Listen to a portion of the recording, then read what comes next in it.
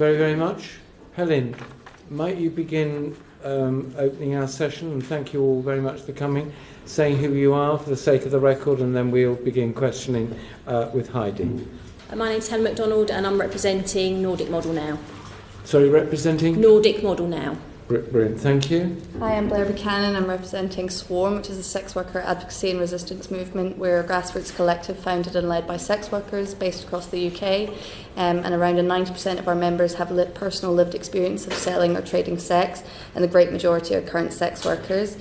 Just to give you a context, in the preparation for this evidence giving, we surveyed our members and wider network and collected testimony from those who were personally impacted by universal credit or the wider benefits system. Thank you. Great. Niki? I'm Niki Adams from the English Collective of Prostitutes, which is a sex worker collective started in 1975, in fact, and from the beginning we were always campaigning for decriminalisation but for economic alternatives so that women could get out of prostitution if they wanted. And we do a lot of daily advice and support work, providing legal advice, but also working with women on getting resources so that they can get out of prostitution if they want to or aren't working in such difficult circumstances. Very good, thank you.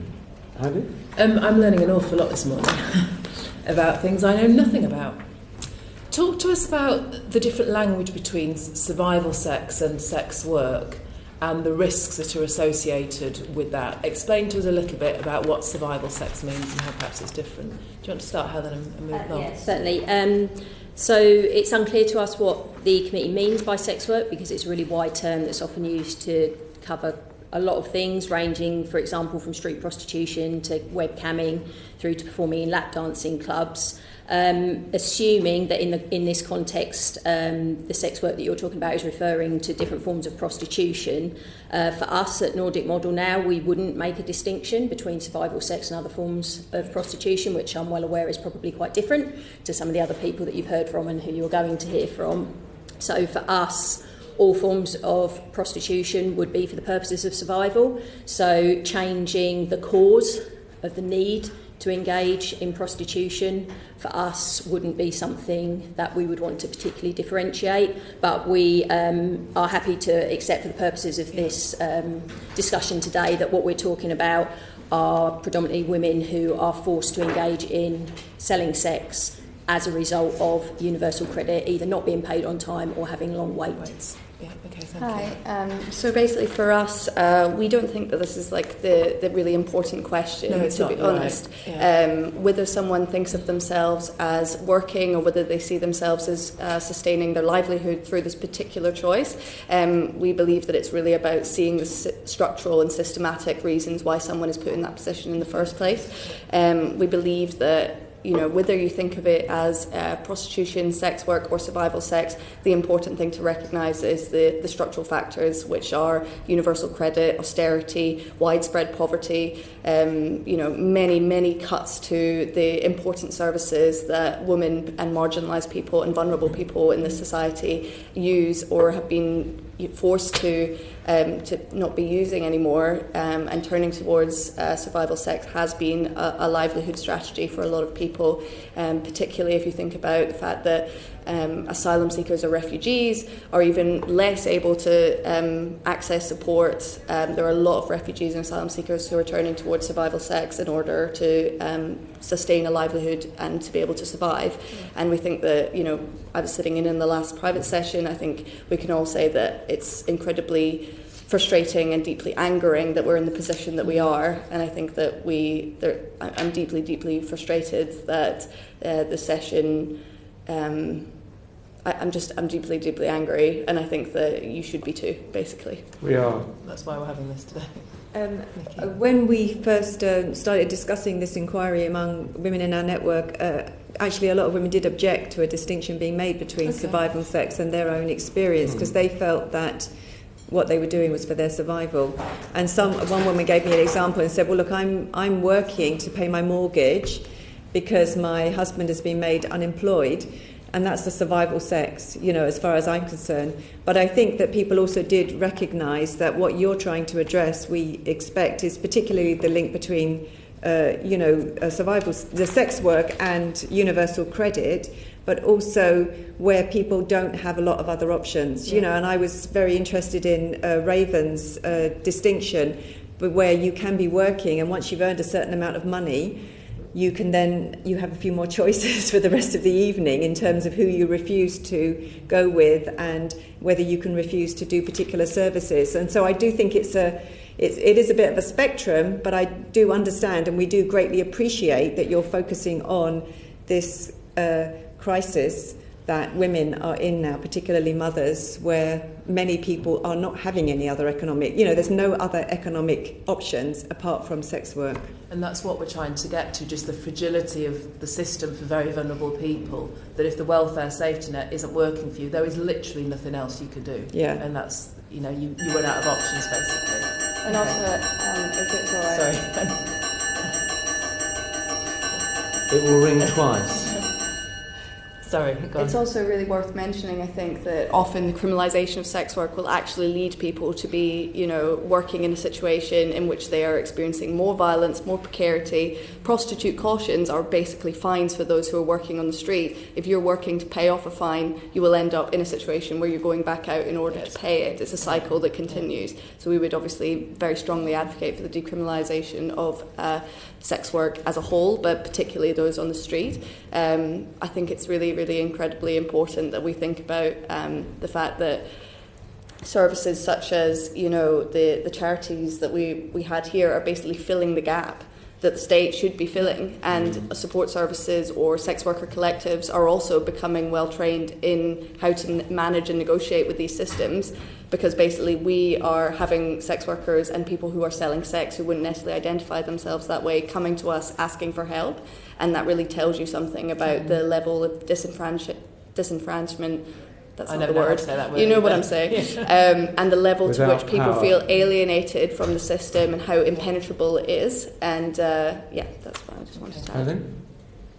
Helen? So I'd echo some of what has been said, which is, in our experience, criminalising women who are on the street doesn't stop them from being there. It moves them away, and then they come back, and the risk is increased. And I'd absolutely echo, as I said, that for us all forms of prostitution are for survival, that whether it's paying your bills, whether it's putting a roof over your children's head, whether it's getting school uniform, whatever, it's for the survival of either the woman herself or her family.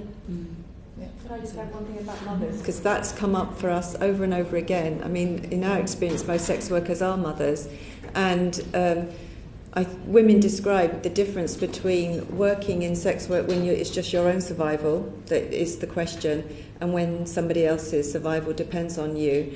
And that is a very different experience. It means that it's a different level of desperation and stress and anxiety. It means that you are forced to take much greater risks. Less choice, isn't there? Yeah, much less choice. Earlier, Niki. I mean, you can't, you can go without a meal, but if you know that your kids are not going to be eating, it's just a completely different level of pressure. And I know that you heard from people this morning, and the other thing that we have seen really across the board is a lot of women who have children with disabilities or who are caring for a disabled partner. And that is again another additional pressure. We work very closely with Invisible, Women with Disabilities group based at our Women's Centre, the Crossroads Women's Centre. And so we see our particular pocket of the experience of universal credit, but there's an enormous amount of overlap with the experience of people with disabilities. And I have to say, I was listening to the last panel, and people spoke about, what changes could happen. For us, I feel like this cannot be...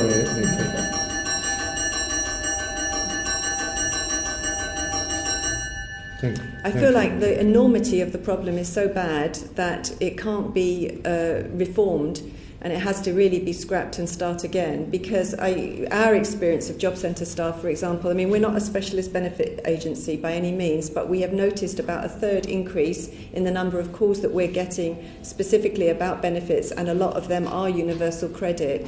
And so we do have some contact with job centre staff and the rest of it, and our experience is just absolutely appalling. I feel like people are trained to be brutes. I feel like there's being a real army of brutes that's being trained there to implement this universal credit, that people must be working on targets because their focus is so much on a determination to refuse people, regardless of people's circumstances. So I feel like the enormity is just too big. There's no kind of picking away at the corners with this. The thing has to be scrapped. We would agree. All right, thank you. We've had views on that. I think you know our views, but Rosie. Yeah, I just want to hone that down a bit. I mean, it's obvious to all of you and everyone we've heard from that there is a causal link. But the DWP is saying that, there is no obvious causal link. It clearly doesn't reflect your experiences or those of your members. But if I were Amber Rudd, how could you sort of succinctly put the fact that you know for sure there's a causal link? Do you see what I'm getting at? How do you kind of just prove to her that your numbers have gone up or whatever? I mean, I think there's some structural issues within universal credit that absolutely are causing more women to go into prostitution. And again, I would echo what people said before, which is that we're seeing a lot of women who are going back into prostitution, having left sometimes for 10 years, and are now going back into prostitution because they've been moved on to universal credit. The key ones are the delay, obviously. One woman was saying she had £2 in her pocket left to get her to the end of the week. What was she supposed to do? And the fact that delay was put in there deliberately really reinforces my view that it's not a question of the DWP misunderstanding. They know very well what the impact is, and so the delay is a very big one. The actual cut in benefits to children with disabilities is a really big issue because people were just about managing, in some cases, on disability benefits for their children, and if you cut that money, they're not managing at all. The paying the money to the head of the household was a very big issue, and there was one other issue, sorry. Niki, we can come back. Okay, I'll come back. Blair. Well, for us, we would really echo everything that's already been said by Niki. The sanctions and delays that are deliberately built into the design of universal credit, they're not ignorant at the DWP. They know exactly what they're doing, and they have designed the system with, an attempt to exclude people at the core. And surely it begs the question, what did you think that was going to happen? If people are deliberately being sanctioned in a much more punitive way than they ever have been before in the previous system, and when the delays are longer, and when people recognise that this is going to be their experience, we've seen from our members, and as you've heard already, people are choosing not to apply altogether because they are scared of being caught up in a system which is ultimately going to alienate and dehumanise them. We know that staff have been accused of being bullying. We've heard from the DWP that the recent UN Special Rapporteur on Extreme Poverty was saying that this is a terrible situation, and the DWP's response was that their insight in going to speak to people in food banks was barely credible. So calling the UN rapporteur on this barely credible speaks to the level of refusal to engage with these issues. And I think that for us, we would just argue, we know that this is the case, and we're telling you this is the case, but of course you're not going to respond to it because it's clearly made by design.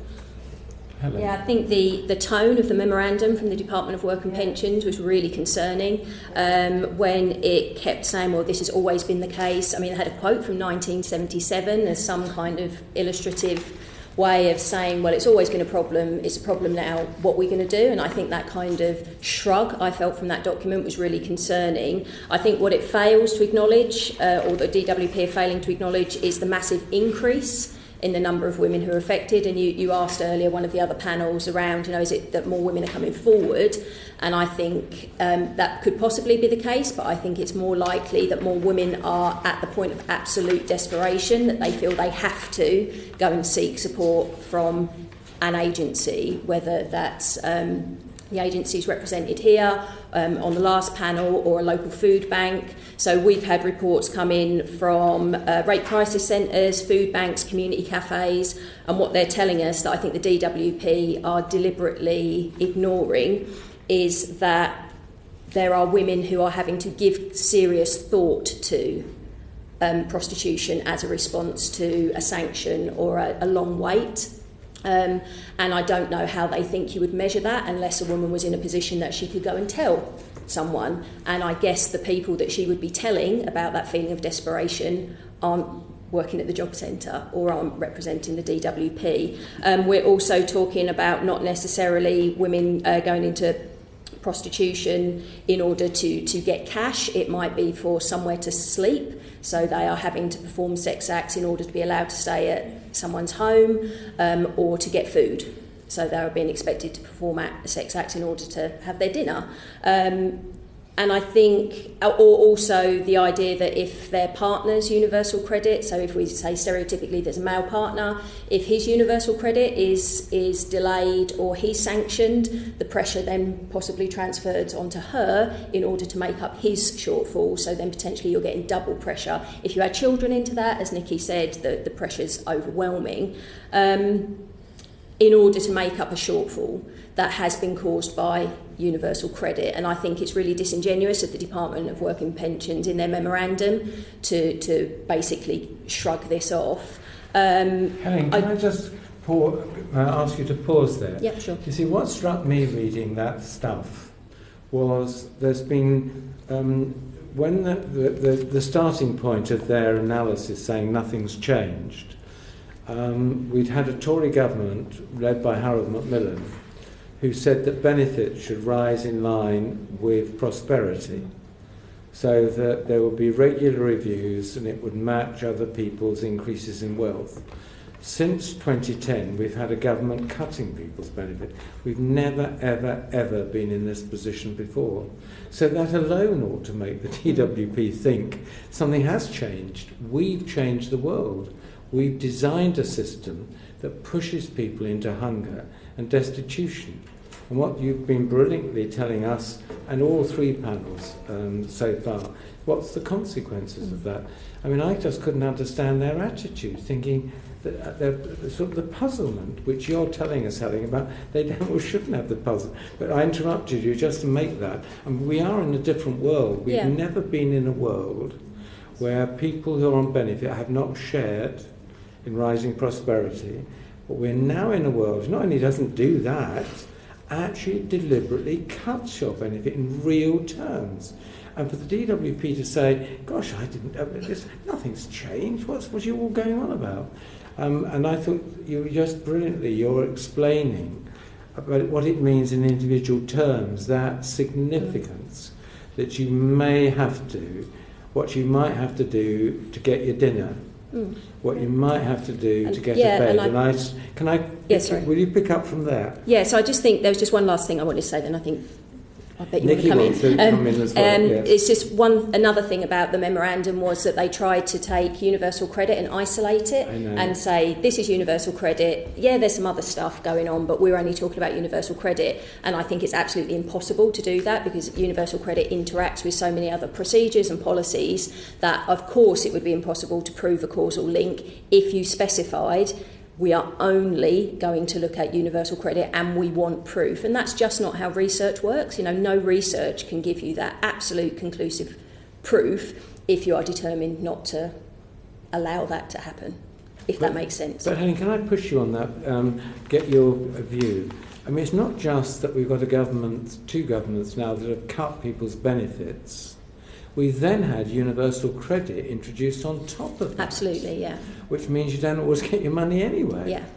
I mean... Yeah, so if we look at zero-hour contracts and, all kinds of things, and even cuts to services in the community, like mental health services. So the second you cut mental health services, that is going to have an impact. And I think we need to look at it holistically. If we could... And I can understand why the Department of Work and Pensions want to say, oh, look, there's no direct cause here. But as I think Raven said earlier, there's definitely a correlation, and that correlation needs to be looked at in more detail. Niki, please. The other issue that I wanted to raise, which women have raised with us, is the limit on the two-child limit. So if you have a third child, that's been having a big impact.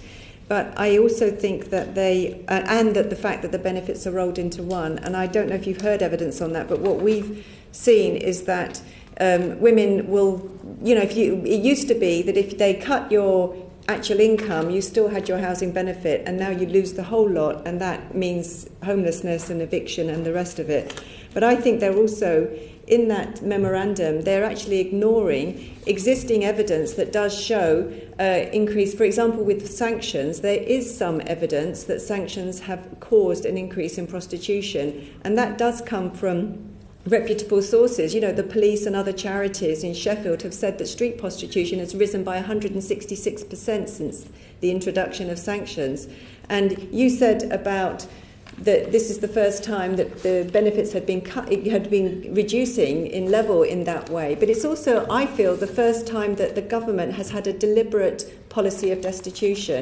I know that with people seeking asylum, that was the first deliberate policy of destitution, and that is different. I mean, I remember that happening. It's designed into the system. It is, and it's actually designed to leave people with no money, or to leave people with a level of income that everybody knows is actually below the poverty line and not enough to sustain health and welfare. So, even to feed yourself. And I think that is a sign of the kind of cruelty and brutality that's really built into it. And I would really like this committee to look into the question of targets.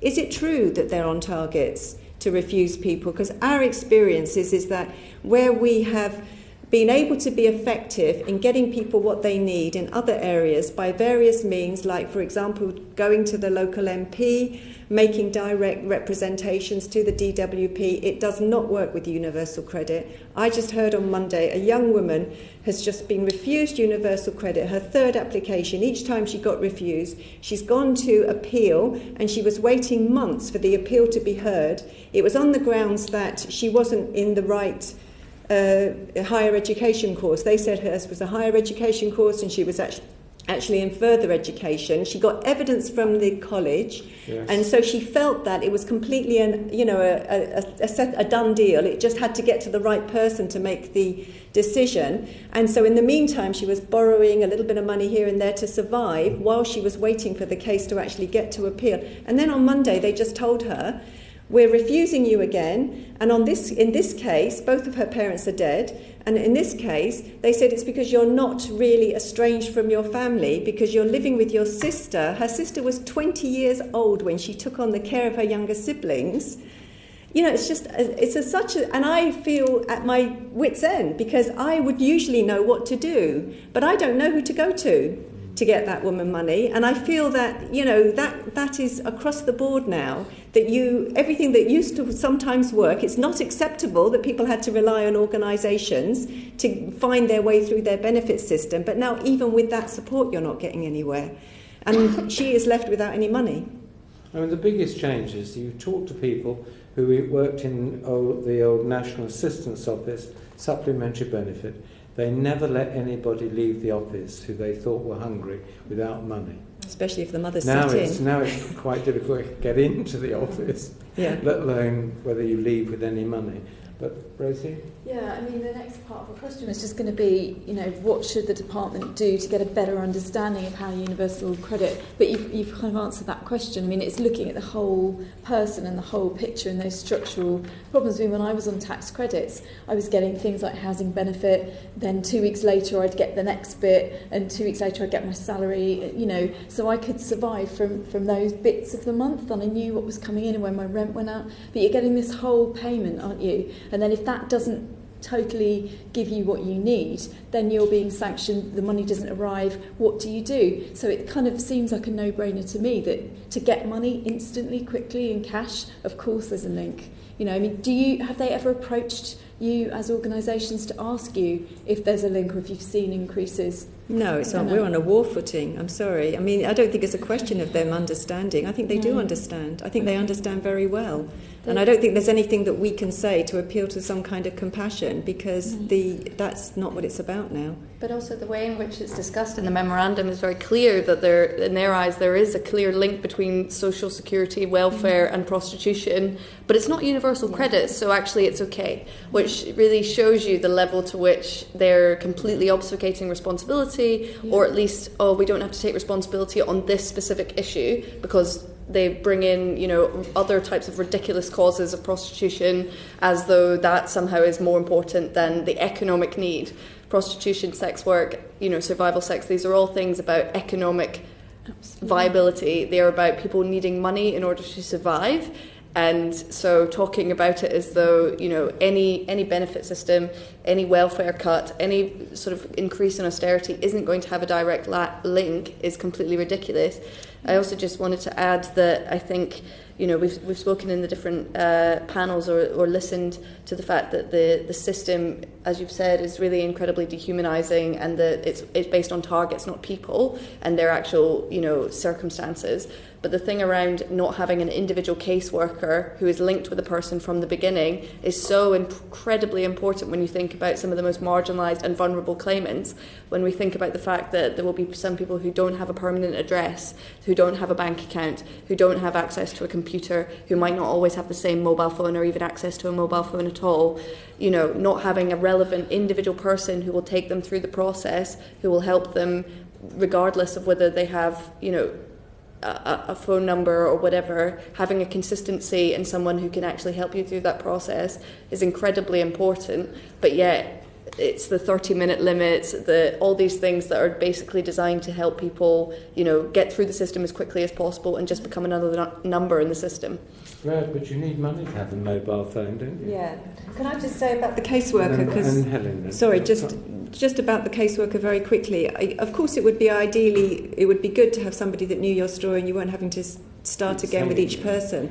But my experience is that if the caseworker is hostile and discriminatory and abusive, then I prefer to have several people. You know what I mean? I don't think it's a solution in itself. So you have the right to choose, shouldn't well, I think you have to deal with the fact that it's a hostile environment. It's a deliberately hostile environment because, the young woman that I spoke about, when she first went there, her caseworker said to her, well, why don't you just go out and get a job?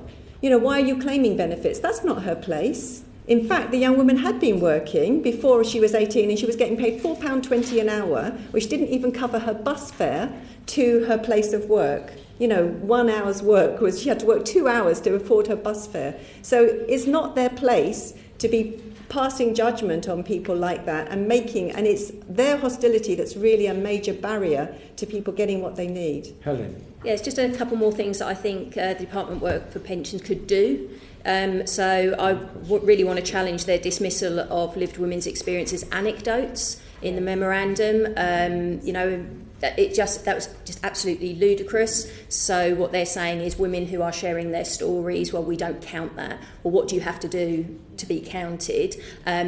So the first panel that you heard this morning, would they dismiss all of those women as just sharing anecdotes? So I think if they believe that there are gaps in the data, they need to take responsibility and fill those data gaps by doing their own research, rather than just dismissing it, and to be clear about what they will accept as evidence and what they won't, because if it's not someone saying this is having this impact on me, then I don't know what it is that they're looking for. And I also think that the public sector equality duty could be used much more effectively. Equality impact assessments should be carried out. I mean, they should have all been done anyway, to actually find the evidence. If they want a causation, if they're looking for that definite link, well, do the work that will show you that link is there by doing the equality impact assessments that will show you that this has a negative impact on women, especially, as we've talked about already, mothers, especially single mothers.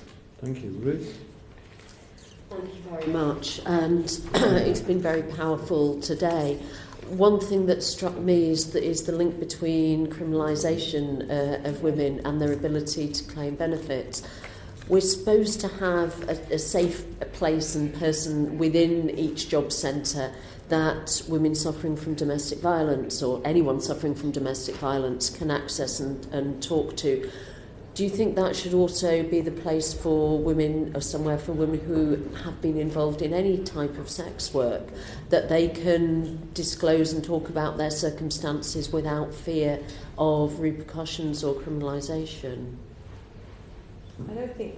I don't think special services like that work because you then get identified just by the fact that you're accessing those services. I think the system should work for everyone. There shouldn't be prejudice and discrimination.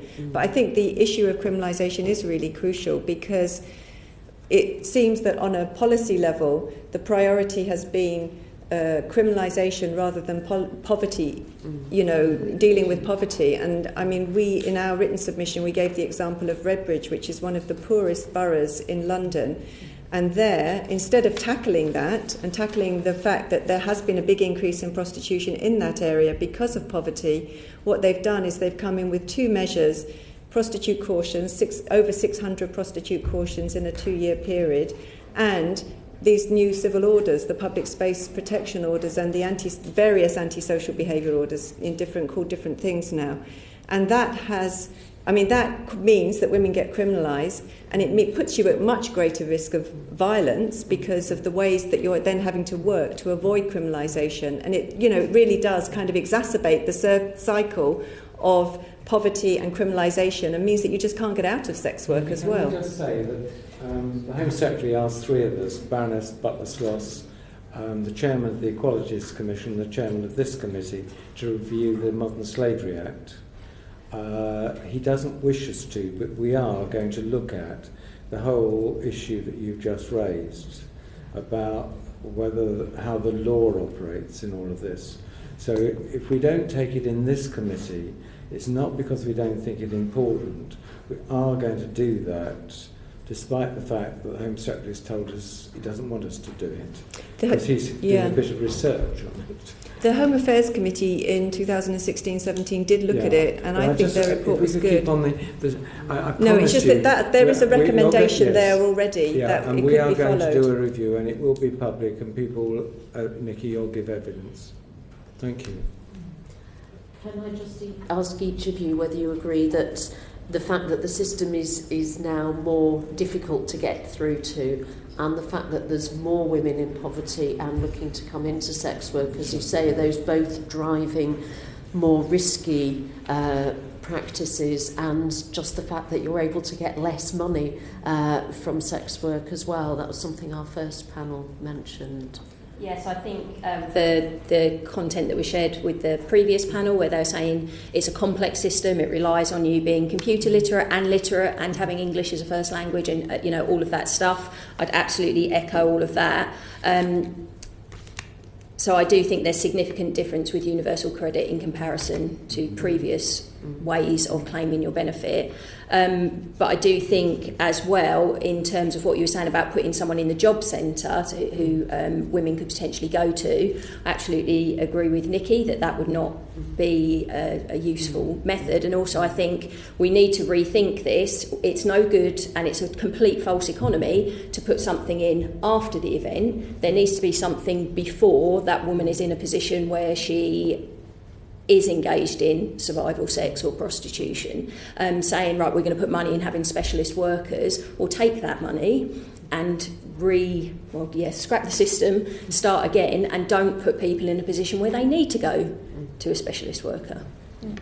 I would say as well, I know that you've said that the legal framework is not going to be addressed in this inquiry, but I think that it is important to think about how criminalisation leads to violence, etc., and that is spearheaded by universal credit and other benefit cuts. I think, if you're a person who is just sanctioned, just found out that they're not going to be able to access their benefit, they may have been ideally thinking about working indoors, which is, statistically and in our anecdotal evidence often safer, but people are scared about working together for safety because of the criminalisation of brothel keeping. Someone may then turn towards outdoor sex work, which inevitably can lead to more violence. And I think that we need to think about the fact that someone who has just been sanctioned may have less agency in deciding what types of services they're going to do, which place they may be, and what price, and so on. Negotiating power really does make a difference in how you feel safety in yourself and your risk of violence. What I'm saying is that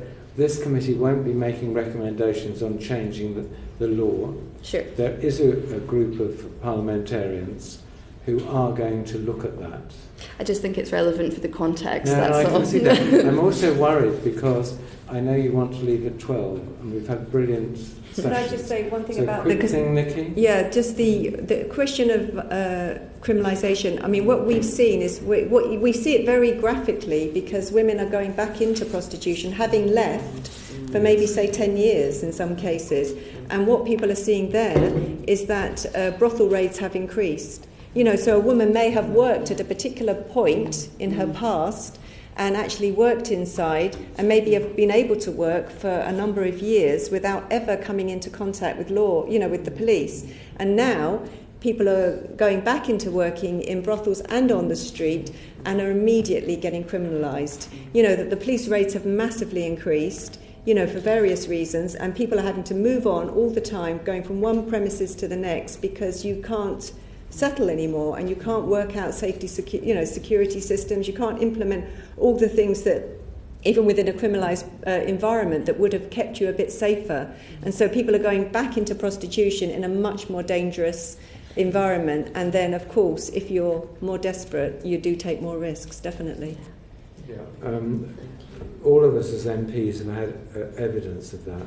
Yes. We've also had evidence of women who are working the streets being stoned and eggs thrown at them by younger people. That's really true. It's pretty vicious. Yeah.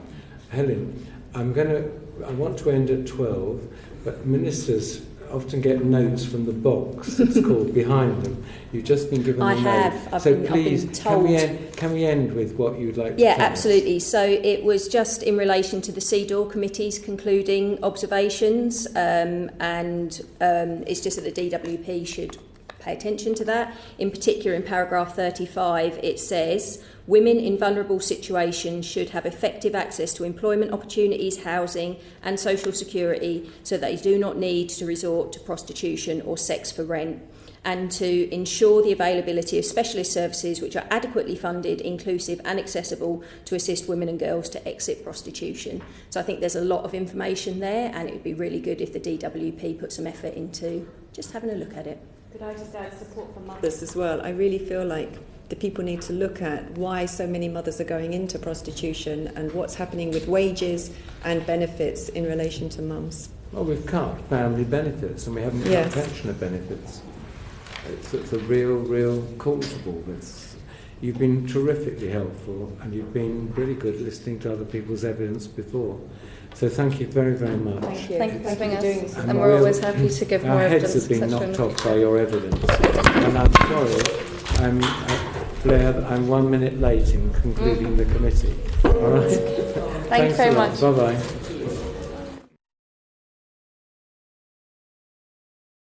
The proceeding has ended.